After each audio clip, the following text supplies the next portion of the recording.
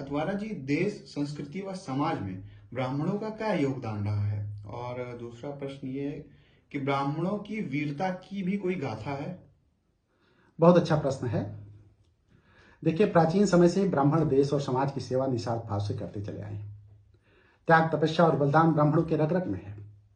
Father of modern Indology GS घुरे को आप पढ़ें, उन्होंने कहा कि भारत को समझना है तो ब्राह्मणों को समझना पड़ेगा। यदि भारत तथा समाज को जोड़ने का काम किसी ने किया है तो ब्राह्मणों ने किया है। ज्ञान और साधना, उस ज्ञान को संजोए रखना, जो ज्ञान की साधना है उस ज्ञान को संजोए रखना, इसका काम भी ब्राह्मणों ने किया है। इस देश की संस्कृति और राष्ट्रीय एकता में ब्राह्मणों का अहम योगदान रहा है। आज के दौर में ब्राह्मणों के प्रति कटुता का भाव रखना और उनके प्रति मिथ्या भाषण करना लोगों ने अपना फैशन बना लिया है। यह समाज, संस्कृति और देश के लिए दुर्भाग्यपूर्ण है। देश दुनिया में जो ज्ञान है वो सब ब्राह्मणों की कठोर साधना से उत्पन्न हुआ ज्ञान है। आप हमारी बात समझ रहे हैं ना? जी। ऋषि दधीच कौन थे? ब्राह्मण ही तो थे। आज के समय में है कोई माइकालाल जो दधीच बनकर अपने शरीर का त्याग करके अपनी अस्थियों का दान कर दे? ऋषि दधीच ने अपनी अस्थियों का दान अपने कुल परिवार के लिए तो नहीं किया था, बल्कि धर्म की रक्षा के लिए किया था, अधर्मियों के नाश के लिए किया था, विजातीय तत्वों के सफाई के लिए किया था। धर्म की जय हो, अधर्म का नाश हो, प्राणियों में सद्भावना हो, विश्व का कल्याण हो। इसी भावना के चलते ही ऋषि दधीच ने अपनी अस्थियों का दान किया था। आरोप लगाना आसान है, लेकिन देश, दुनिया और समाज के लिए त्याग करना बहुत कठिन होता है। प्राचीन जमाने से ही राजाओं को अस्त्र शस्त्र की शिक्षा देना, न्याय, धर्म आदि मुद्दों पर उचित सलाह देना, त्रिलोकीनाथ भगवान श्री कृष्ण का मित्र होते हुए भी ब्राह्मण सुदामा का गरीब बने रहना, त्याग की इसी प्रतिमूर्ति को ही तो ब्राह्मण कहा जाता है। संत तुलसीदास ने रामचरितमानस को घर घर तक पहुंचाया। आर्यभट्ट को कौन नहीं जानता? ब्राह्मीर जैसे खगोल शास्त्री और गणितज्ञ आज तक नहीं पैदा हुआ। चंद्रगुप्त और सम्राट अशोक जैसे वीर योद्धा को पैदा करने वाले विद्वान ब्राह्मण चाणक्य तो थे। कपिल मुनि, अगस्त मुनि, शंकराचार्य, कहां तक गिनाऊं? ये लंबी फहरिस्त है। त्याग समझना है तो ऋषि दधीच को याद करो। अपने धर्म संस्कृति की रक्षा के लिए बहादुरी की मिसाल देखना है तो ब्राह्मण शिरोमणि बाजीराव पेशवा को याद करो। हिंदुस्तान के इतिहास में पेशवा बाजीराव बालाजी भट्ट जैसा बहादुर आपको नहीं मिलेगा।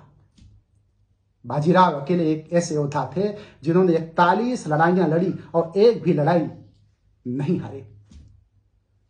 वर्ल्ड वार सेकंड में ब्रिटिश आर्मी के कमांडर रहे मशहूर सेनापति जनरल मांटो गोमरी ने अपनी किताब में लिखा, हिस्ट्री ऑफ वारफेयर नाम की किताब है, कि बाजीराव की बिजली की गति से तेज आक्रमण शैली की जमकर तारीफ करते हुए लिखा है कि बाजीराव कभी हारे नहीं। आज ये किताब ब्रिटेन में डिफेंस स्टडीज के कोर्स में पढ़ाई जाती है।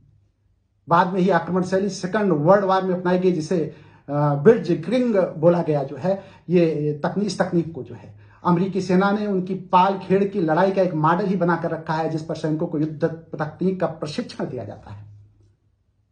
नर्मदा पार सेना ले जाने वाले और 400 वर्ष की योनि सत्ता को दिल्ली में जाकर के ललकारने वाले पहले मराठी थे जो बाजीराव जी।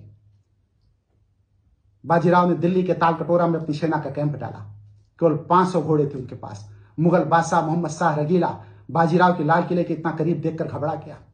उसने खुद को लाल किले के अंदर सुरक्षित इलाके में कैद कर लिया और मीर हसन कोका की अगुवाई में 10,000 सैनिकों की टोली बाजीराव से निपटने के लिए भेजी। बाजीराव के 500 लड़ाकों ने उस सेना को बुरी तरह से शिकस्त दी और मूली गाजर की तरह काटकर फेंक दिया। यह 28 मार्च 1737 का दिन था। मराठा ताकत के लिए यह सबसे बड़ा दिन था। होलकर, सिंधिया, पवार, सिंधे, गायकवाड़ जैसी ताकतें जो बाद में अस्तित्व में आई, वह सब पेशवा बाजीराव बल्लाल भट्ट की देन थी। ग्वालियर, इंदौर, पूना और बड़ौदा जैसी ताकतवर रियासतें बाजीराव के चलते ही अस्तित्व में आई। बुंदेलखंड की रियासत बाजीराव के दम पर ही जिंदा थी। बुंदेलखंड के जैतपुर में लड़ा गया युद्ध, जिसमें राजा छत्रसाल मुगलों के खिलाफ लंबे युद्ध के बाद हार के मुहाने पर पहुंचे थे, पेशवा बाजीराव उनकी आखिरी उम्मीद थी। छत्रसाल ने बाजीराव को एक पत्र बुंदेली भाषा में लिखा कि जो गत ग्राह गजेंद्र की, सो गत भई है आज, बाजी जात बुंदेल की, बाजी राखो लाज। यानी हमारी हालत उस हाथी जैसी हो गई जिसके टांग ग्राह यानी मगर मक्ष ने पकड़ ली है। बुंदेल वंश की बाजी अब आपके हाथ से, हमारे हाथ से निकल रही है। बाजीराव आओ और हमारी लाज बचाओ। राजा छत्रसाल ने जब ये पत्र लिखा, उनकी उम्र 79 साल की थी उस समय, लेकिन इस वृद्धावस्था तक पहुंचते हुए उनकी शौर्य गाथा भारतीय इतिहास में दर्ज हो चुकी थी। वो अपने 5 दशक लंबे शासनकाल में एक विशाल साम्राज्य खड़ा कर चुके थे। बुंदेलखंड की जमीन पर बिना किसी विरासत के अकेले अपने दम पर इतना बड़ा साम्राज्य खड़ा करने वाले वो अकेले शासक थे। मुगलों की सत्ता को राजा छत्रसाल ने हमेशा चुनौती दी। जब पत्र पहुंचा पेशवा बाजीराव के पास, तो 25,000 सैनिकों की एक मजबूत सेना लेकर पेशवा बाजीराव बिना रुके बिना थके बुंदेलों की लाज बचाने तथा मुगलों के छक्के छुड़ाने के लिए 4 मार्च 1729 को होली के पर्व के दिन जैतपुरा पहुंचते हैं। महाराजा छत्रसाल की सेना में जोश आ जाता है। मोहम्मद खान बंगस की सेना में पेशवा बाजीराव का नाम सुनकर हाहाकार मच जाता है। वीर पेशवा बाजीराव के हमले से खान बंगस की रूह कांप उठी। खान बंगस को बुरी तरह से हराकर एक ब्राह्मण वीर योद्धा ने बुंदेलों के सम्मान की रक्षा के साथ साथ अपनी संस्कृति और राष्ट्रीयता का भी परिचय दिया। बाजीराव पेशवा विश्व इतिहास में एकमात्र ऐसे अपराजित योद्धा थे, लेकिन दुर्भाग्य देखिए कि अज्ञानता के कारण लोग नेपोलियन और सिकंदर की माला जपते हैं, जो पराजित योद्धा थे। यह सही है, यद्यप देश, समाज और संस्कृति को बचाए और बनाए रखने का काम समाज के हर तबके ने किया है। सभी के योगदान से आज हमारी पुरातन सनातन संस्कृति जीवित है और हम इस पर गर्व भी करते हैं। मैं तो यही कहूंगा कि कोई भी इंसान किसी भी जात, वर्ण, बिरादरी का क्यों ना हो, सब एक दूसरे से सहानुभूति, सहयोग और प्रेम प्रीत का बर्ताव रखें।